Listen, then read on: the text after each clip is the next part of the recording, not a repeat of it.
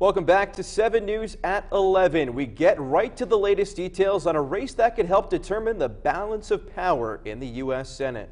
West Virginia Senator Joe Manchin was being challenged by Republican Attorney General Patrick Morrisey. Now, this race was close, but it has been called for Senator Joe Manchin. He says he is proud of his supporters who got out today and voted. He also said it is truly remarkable that he kept his seat after the president campaigned hard for Morrisey in West Virginia. One of Ohio's 2 Senate seats was up for grabs tonight, and we can now say that incumbent Democrat Senator Sherrod Brown will be reelected. Brown gathered about 52% of the vote compared to 48% for his Republican challenger Jim Renacci. Brown has held the seat since 2006. There are 33 Senate seats up for election tonight. Currently, Democrats hold 26 of those seats. In order for the balance of power to change in the upper chamber, Democrats need to pick up 3 of the 8 seats that are currently held by Republicans or seats where no incumbent is running. 3 of the Republican seats are open as a result of retirements in Tennessee, Utah, and Arizona. And joining us now to talk about the national impact of today's election is 7 News political analyst Dr. John Poffenbarger. And John, you've been downstairs watching all these national races closely. What can you tell us about the way things are shaping up right now? Well, the way things are shaping up, it does look like that the House is going to be Democratic and that the Republicans will probably pick up a seat or 2 in the Senate. So you're going to have divided government when it comes to the legislative branch.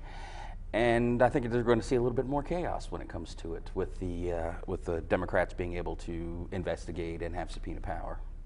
Now, President Trump has spent a lot of time campaigning for Republicans, including right here in West Virginia. Do you think that helped his party or hurt his party in this year's election? I think you have to look at it sort of state by state, but if we look at West Virginia, it didn't necessarily help Patrick Morrisey as much as Morrisey had hoped, but one thing it did do is it did help a lot of down ballot candidates. And so if we look, for example, our House races, a couple of them could have been challenging but weren't for Republicans. And John, I want to ask you quickly, obviously there are still races to be decided tonight, but how could this potentially impact the future with what the House and Senate are able to get done with President Trump? Well, I think it will slow down the Trump agenda to some degree. He's going to have a very tough time. He's going to have to negotiate with House members. When it comes to the Senate, it is actually a bonus, and I think that's what Trump really focused on was the Senate, because it does allow him to get his judicial nominees through. And you're probably going to have, as you often have after midterms, you're going to have a shakeup in staff. So he'll have a lot of people that he can appoint relatively easily thanks to the Senate breaking his way. Well, John, thanks so much for joining us and giving some insight to our viewers on these national races. Well, thanks for having me.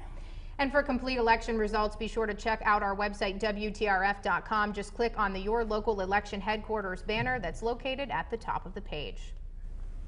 A 2-week cold spell starts tomorrow. We've got your 7-day forecast coming right up.